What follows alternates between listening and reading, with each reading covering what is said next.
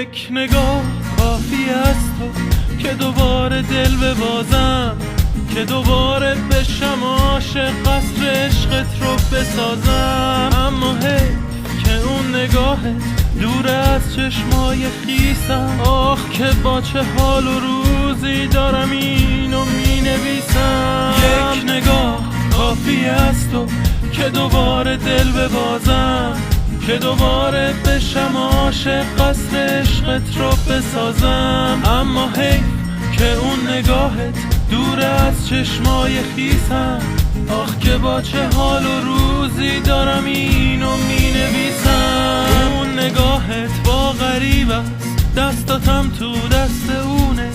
ساکتم اما دلم از غم عشقت پر خونه. دل من آتیش میگیره وقتی میخندی با حرفاش، وقتی میشینه کنارت، وقتی اسمت رو لبهاش.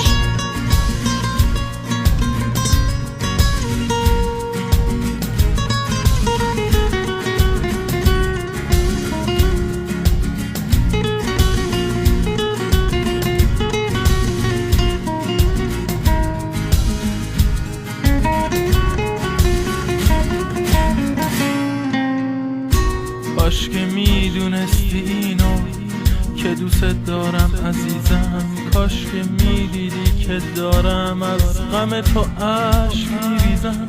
کاش نگاه میکردی یک بار، یا که میشنیدی صدامو که برای تو میخوندم همه ی ترانه هامو.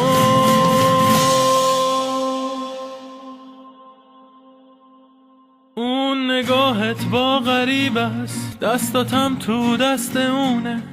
ساکتم اما دلم از غم عشقت پر خونه. دل من آتیش میگیره وقتی میخندی با حرفاش، وقتی میشینه کنارت، وقتی اسمت رو لبهاش. اون نگاهت با غریب است، دستاتم تو دست اونه. ساکتم اما دلم از غم عشقت پر خونه. دل من آتیش میگیره وقتی میخندی با حرفاش، وقتی میشینه کنارت، وقتی اسمت رو